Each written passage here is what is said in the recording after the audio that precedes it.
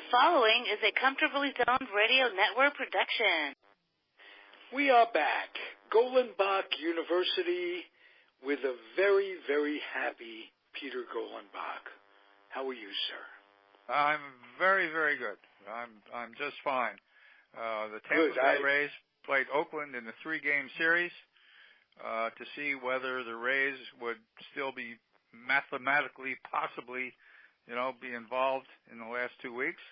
And the Rays won 2 out of the 3 games in 3 incredibly hard-fought ball games by 2 spectacular teams. It was just fabulous to be sitting in the Trop and watching those games. The 2 least likely teams to be in the position that they are for a myriad of reasons for both teams. Let's start with the Rays. Who would have thunk, as they used to say in New York, that the Rays, after trading off, the guys they traded off could be an all-star team. Yeah, they traded the stars of our team. And they traded them for a very express reason, a reason that all of us thought were BS at the time that they did it, which is to say they traded them off. They were home run hitters who struck out, a ridiculous amount of time. These people, and they got rid of them one after another. They got rid of our first baseman. They got rid of our right fielder. They sent them all to the National League. Right. Of course, get rid of the catcher. I thought when they got rid of Ramos, they got rid of Ramos. They got rid of Ramos because this new catcher Perez turned out to be a real find, and then Perez got hurt. And now we have a catcher Chufo, and he's even more of a find. So we turned not to need him at all. We traded Echeverria, our shortstop. We've got 3 guys, especially Adames being one of them. Matt Duffy is another one. And who was the third one? That would be Joey Wendell. All are capable of playing shortstop, which is amazing. Souza was the outfielder I was thinking about. Steven Souza was the guy we traded. He had 30-something home runs. We sent him off to either Arizona or San Diego or someplace where he's never been seen again. And in his stead, we've got a fellow by the name of Tommy Pham, Pham. Pham had been with St. Louis Cardinals, and Pham apparently resented the fact that the Cardinals had kept him in the minors for so long and made it clear he wanted out of St. Louis. So he ended up in Tampa Bay, and the guy has been absolutely spectacular. He's tremendous. He's a great community guy, too. He's with the kids and doing all kinds of stuff. So, and in today's we've got Kiermaier and we've got Malik Smith to play the other 2 outfield spots. Plus we've got Carlos Gomez, who's the veteran who everybody absolutely adores. So he's out there as well. And Duffy is another veteran who everybody adores.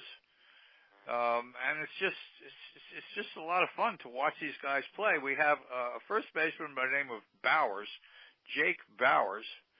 Jake Bowers, in the second of the 3 Oakland games, Bowers had been something like 3 for 60.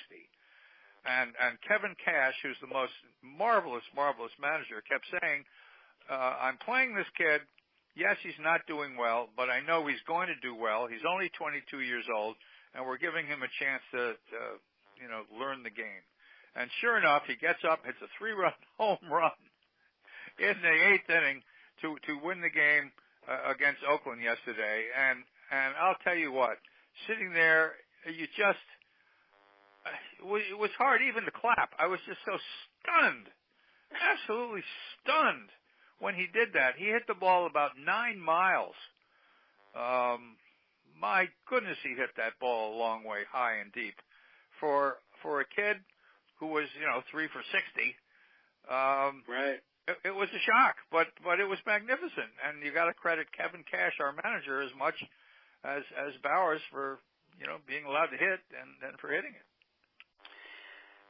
All that said, the big story this year is the Rays' approach to how they start the game pitching-wise. And this has been successful, obviously, and it's starting to catch on. The A's, who they played yesterday, or this past weekend, yep, in a great series. They are so evenly matched. They are. It is so much fun to see teams playing, not just sitting around waiting for the home run. Right. If it comes, it comes. They do other things. They get the runner over. Yep. They hit and run. They will take big leads and try to break the pitcher's concentration. And what used to be baseball, they're playing a throwback game, and the fact that they're successful makes me think other teams will start going back to that and turn what is really becoming almost dull. If there's no strategy, no hit and run, none of that. It's not dull because of the great athleticism that you're watching. I'll tell you what, it's dull because every single pitcher throws 95. And our pitchers almost every single game strike out 10. And even though we replaced our strikeout guys with, slap hitters and better hitters, I would have to say that we probably strike out, the Rays probably strike out 7 or 8 or 9 times a game themselves. So that's 19 strikeouts amidst the 54 outs. And that's not the most fun thing to watch. But I'll tell you something. Oakland is very much like the Rays. They've got a bunch of guys that I guarantee you nobody out of Oakland could name, even though they're so fabulous. Nick Martini is in left field. Who in the world is Nick Martini, for crying out loud? Ramon Laureano is in center field. Now you'll find out. The world will find out about Ramon Laureano. Yeah. This guy is a 5-tool player. He runs. Absolutely. Tremendous. And his arm is a real cannon. And I've seen, we grew up when we grew up. We got to watch Clemente, Aaron, and Willie, and all and Farillo, for crying out loud. Yeah. This guy has yesterday, by the way, at the Trop was Roberto Clemente Day, by the way. Yeah. Wow. Coincidence. Yeah. You can't name a name that doesn't bring up something. But how did they celebrate it? They celebrated because one of our Rays players, Malik Smith, was given the Roberto Clemente Award. Each team gets a Roberto Clemente Award. So they not only celebrated how Malik works in the community, but also celebrated, obviously, Roberto Clemente, who was the first Latin American baseball player ever to be voted into the Hall of Fame. Oh, did not know that. Yeah, and he was voted in 4 days. Vinny Minoso was never entered into the Hall of Fame, and that's which is a crime. That's a crime, but that's beside the point. But anyhow, Roberto was voted in, I think, 5 days after he died in that plane crash. They voted him in. Right. They waived all that 5-year thing. They waived the 5-year rule. But so you've got in right field a guy by the name of Stephen Piscotty, who sounds like sort of an Italian dessert. But this guy. There's a story, Peter. He came over from St. Louis when he's a native Northern Californian. He lives out in one of the little cities that are east of the Bay Area, Livermore, to be precise, or Galt or Tracy, wherever. And he came out because his mother. They got him. His mother was suffering from ALS and tragically died earlier this year.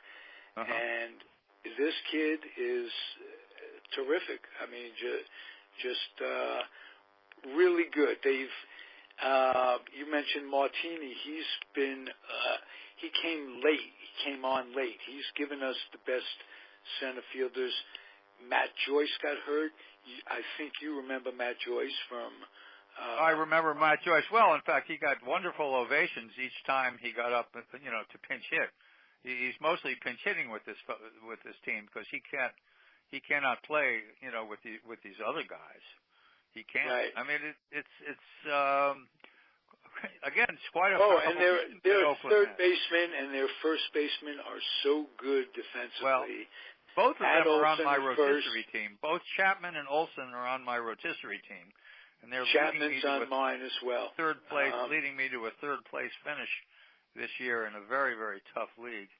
And your second baseman is Jed Lowry, who's fantastic, and Marcus Semien. Coming on, he's improved drastically over the course of the year. Mm-hmm. And here's the guy. When they got Lucroy, yep, it turned everything around. He is so good defensively. He certainly is. I can't, and he's so good with the pitchers, and he's a good hitter, and they are really good. But the reason it's such a big surprise is their pitching staff has been decimated with injuries over the course of the year. And like ours has. We ended up with basically one starting pitcher. One. Blake Snell. Blake Snell, not Matt Snell. He played for the Giants. Blake Snell. Blake Snell's going to win 20 this year, but everybody else got hurt. So for instance, in today's game, we started with Diego Castillo, and I'm going to name you 10 pitchers, and I guarantee you have never heard of any of them except the last guy. But Diego Castillo pitched 1 inning. No hits, no runs. Andrew Kittredge, 2 innings. No runs, no hits. Hunter Wood, 2 innings. 1 hit, no runs. Jamie Schultz, 2 innings. No hits, no runs. Adam Kolarek, who sounds like he's curing a disease. 1 inning, 2 hits, no runs. Jacob Faria came in. He had been pitching down in Durham. And for some reason, Cash let him come in and walk 3 batters in a row. At which point, Alvarado came on. He got 1 out, and then they brought Sergio Romo in. Now, Romo had won 4 World Series for the San Francisco Giants, and Romo is our save guy. And he threw 1 pitch to Chris Davis, your DH today. And Davis hit the ball over the moon. That ball. Over the moon. The score was 5-0 when he hit it. So the grand slam made it 5-4. Thank heaven for the Rays. But my goodness, what a hitter this guy is. He should be in line to be an MVP of the American League this year. But unfortunately, because of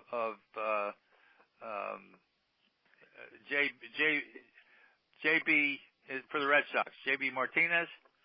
Right. Martinez is going to win. And he's a DH. Are they going to give the MVP to a DH? Well, it's not impossible. It's not crazy. Yeah. But which that was brings us fantastic. to another. Should a DH be in the Hall of Fame? Yeah, of course he should, and will be. By all means. Yeah. What do you think eventually will both leagues have the DH? No, I don't. No. The National Leaguers love their system as much as the American Leaguers love their system. They're not going to. They're not going to. The unions love their pay scale of a DH. Yeah, well, it's been this way since the Yankees first DH back in 1969 and Ronnie Bloomberg. It's not going to change. Yep, it's not going to change. But I'll tell you what, these 3 games. And the unfortunate part for the Tampa Bay Rays is that, of course, they've announced they're going to move the stadium from St. Petersburg to Tampa. And so as a result of that, half of the St. Petersburg fans in a huff are sitting home and watching the games on television. So we had, 3 attendances of 11,000, 15,000, and, 18,000 to watch these 3, games that really felt like playoff games. They were just, magnificent baseball. And it's just so interesting to see that the Oakland Athletics are copying the Rays in the way they're doing the pitching. Fire started today, and he was not terribly sharp, unfortunately, for me, because he's on my rotisserie team. But he pitched one too, inning. and that was only his first, since he became an A, that was his first bad performance. And even that, it wasn't a bad performance. And then you've got pitchers, Corey Guerin, Ryan Butcher, Amelia Pagan, Frankie Montez, and you've got about 5 more, just like those guys. You've never heard of any of them, but they all throw 95 to 97 miles an hour. And I'm telling you, yesterday, this guy Tienen came in. What's Tienen's first name? Brian? Blake. Blake Tienen. That's it, Blake. Blake Tienen came in and shut us down. He pitched the last inning or two, and I swear he looked better than Craig Kimbrell. This guy looked like the best reliever I've just about ever seen. He's on every corner. He never throws balls, but he hits the corners like best control ever. He's got like almost a no-hitter going for the last nine innings. Without a doubt, and he's pitched. Let's say he's pitched 60 innings. He's walked 8, something like that. I mean, I just sat and watched this guy, and I went, "Holy mackerel! Who is this guy?" And he was just absolutely stunning. Right. And as long as you can get to him at the end of the game with a lead, you're going to win it. I'm telling you that. No question about that. Wow. Today wasn't the day for them. They played for the A's. They played a little bad defense early on. They missed out on a force at second. I remember guy later comes around to score. But you're playing a team that can get runners over, and both teams were playing teams that could get runners over, so that they had such an incredibly close series is a credit, and exciting series. Each game was very exciting. No, it's a credit to Billy Beane. Billy Beane, who's, a Mr. Moneyball, of course. But nobody knows our guys. Nobody knows the guys in the Tampa Bay front office who are putting this thing together. What they did was sheer genius. Billy Beane was absolutely flabbergasted. I saw an interview with him that the A's are where they are. He's happy, but he really doesn't know how they did it. He signed Jackson as a fill-in pitcher at AAA because they didn't have anyone. They would this is Edwin Jackson, who turned out to be a star. He's turned out to be stupendous. Oh, I know, but that's. But believe me, he knew when he was putting these other guys together what he was doing. The pitching he was having problems with because, like the Rays, so many guys get hurt. You throw the ball 95 miles an hour, and after a certain period of throwing 95, your arm breaks down. And that's part of it. I have a good question for you, Peter. They traded away so many players when they did the Rays. Yep. Who were? I know Snell was one that they kept. Yeah. What were their reasoning for keeping Snell and whomever? And they kept Duffy. What do you think their reasoning was? Or maybe maybe they stated their reasoning. Oh, I know what their reasoning was. The reasoning is they're trying to they're trying to build a winning baseball team. I mean, yes, they're cheap. Yes, they only paid, something like $30 million for the entire team when the Yankees and the Red Sox are paying $220 million. But they swear to me, when I talk to these guys, they swear to me that more than anything else, they want to go back to the World Series. And I believe them. So you got Chaim Bloom, for instance. He's one of the guys. Matt Silverman is another one of the guys. These guys were making trades to put on the field the very best baseball team they could put out there. And some of these guys, like Chris Archer was very beloved. Evan Longoria was very much beloved. But quite frankly, they were mediocre ball players, and they were getting older. And the other thing you notice in baseball is that once you hit 28, 29, 30, you're done. I don't care who you are. As a hitter, you're done because you can't hit these guys throwing 95, 96, 97 miles an hour anymore because you're too old. And so they got rid of all of those guys. They got rid of Longoria. And you know, they got this guy, Christian Arroyo.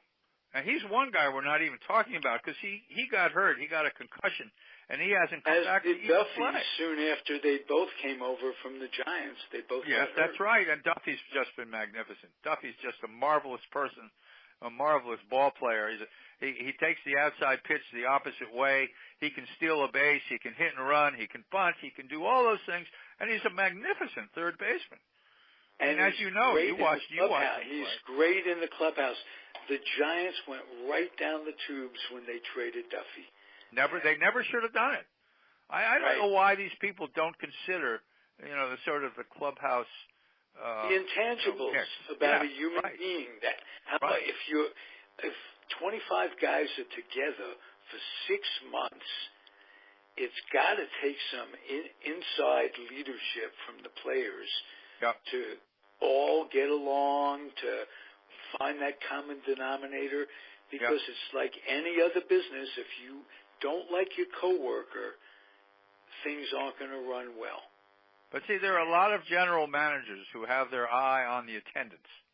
And so the Giants, I'm pretty sure, thought Longoria would be more of a sure thing than Arroyo, for instance, or, you know, I can't put myself in the head of the Giants, but they have no trouble with attendance, with or without Longoria, given that ballpark and the winning tradition that they established.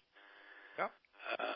But Longoria and all of them, I'm going to tell you what's going to happen, Peter, because baseball's starting to notice that, like just what you said, that a player hits 30, 31, just not going to be able to get around on these 98-mile-an-hour fastballs anymore. So they're going to start not giving them long-term contracts at 30, 31. Right. What will happen? No, that's you saw what happened when the Yankees gave Alex Rodriguez all of that money, $250 million. So when Rodriguez hit a certain age, 35, 36, he wasn't worth that. He wasn't worth the $25 million a year. He just wasn't. But cost the Yankees a lot of money.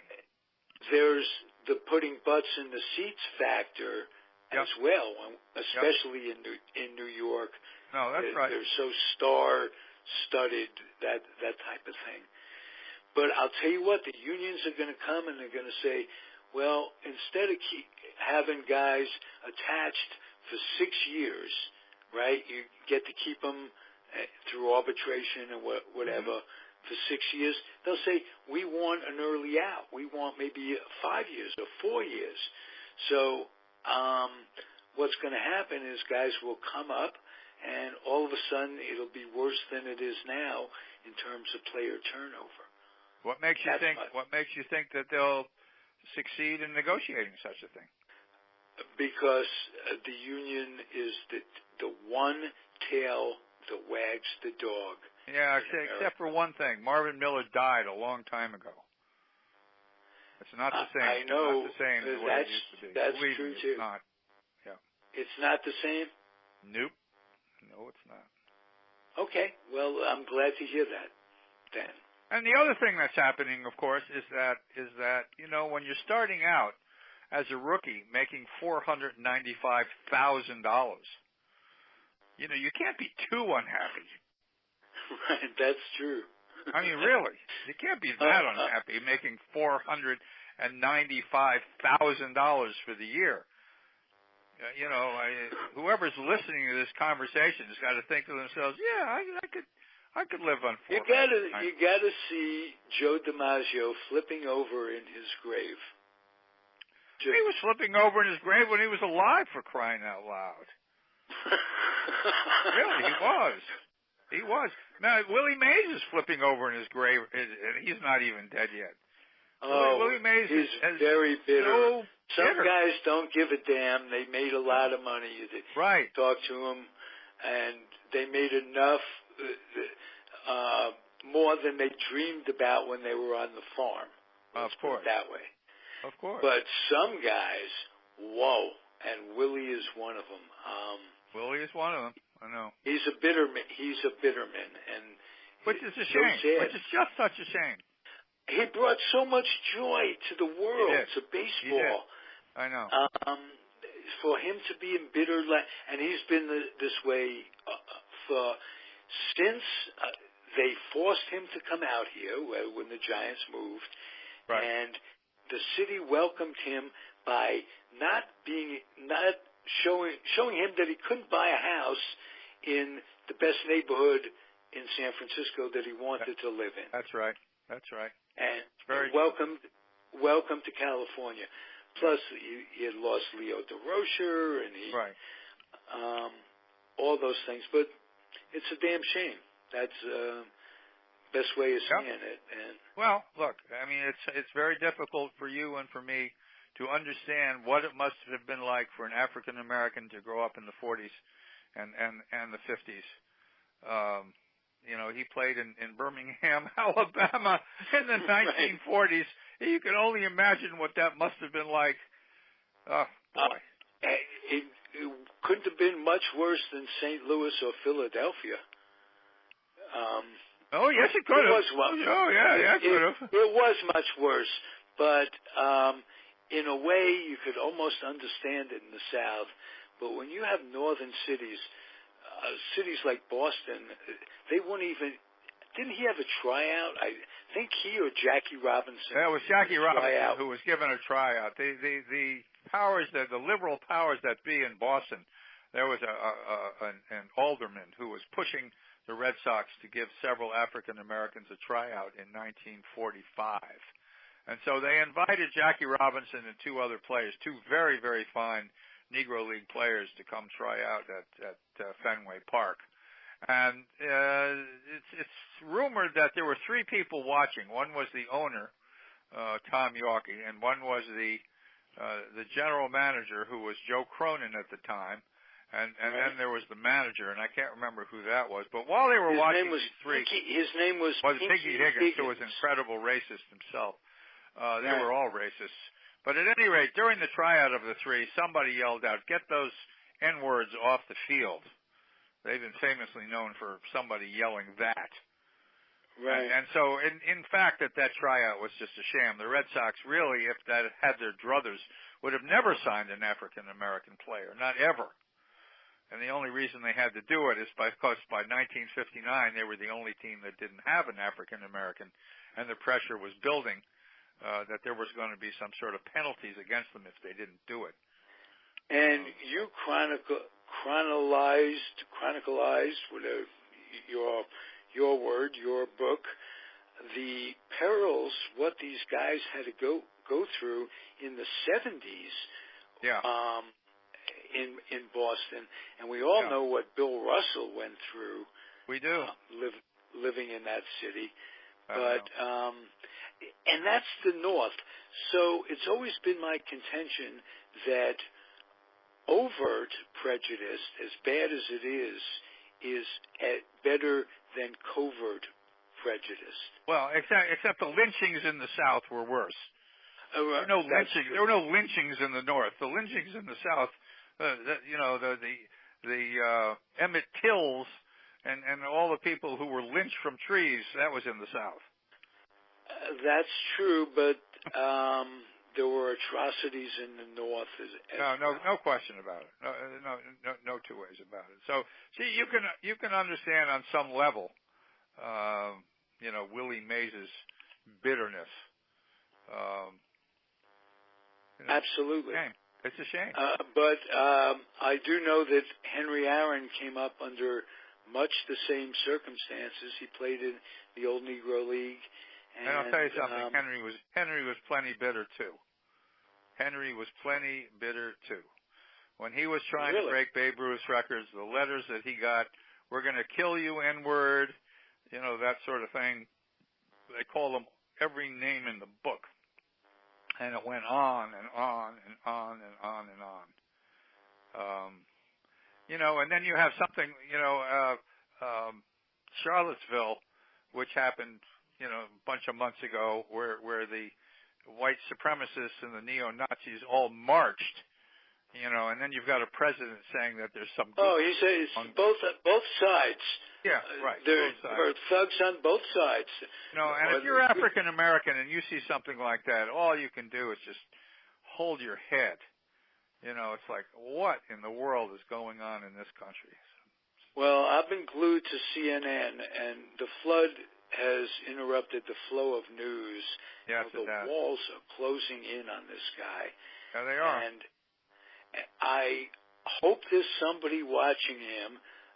I wasn't afraid until Bob Woodward named a book after our fear, for crying out loud. Does somebody have his the button? Yeah, the red phone or whatever? Do they have that tucked away?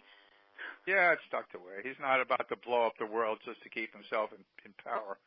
That's not going to happen. But he could come up with all sorts of things. Fire every person under the sun to keep him from being indicted. We'll see what happens. There's still going to be somebody out there. I don't know who it is, but there's room for somebody in that Republican Party to stand up and be a hero. I don't know who it is, but there's going to be somebody. Because if you've noticed, the people who have criticized Trump the most are the Republicans. The Democrats sit there on their hands and keep their mouth shut. So it's the Republicans who have really, called him out more than anybody else. They really have. Well, let's hope at least two people, especially with this guy, the Supreme Court nominee, and the questions about him and this woman who's actually come out. She has actually come forth. She has come forth to explain that in high school that they were at a party and he got drunk and tried to force himself sexually upon her. We'll see how that plays out. It'll be interesting to see. We'll talk about it next week. Thank you, sir. Be well and stay healthy. Regards to your Wendy's. Thank you very much, and let's keep an eye on the Oakland A's and the Tampa Bay Rays. We'll talk more next week. Thank you, sir. Thanks. Take care, Rob. Be good. Thank you for listening, everybody. It's the Comfortably Zoned Radio Network. Peter Golenbock. I am living a Walter Mitty life. Got to know that. Thanks for listening. Adios, everybody. This has been a Comfortably Zoned Radio Network production.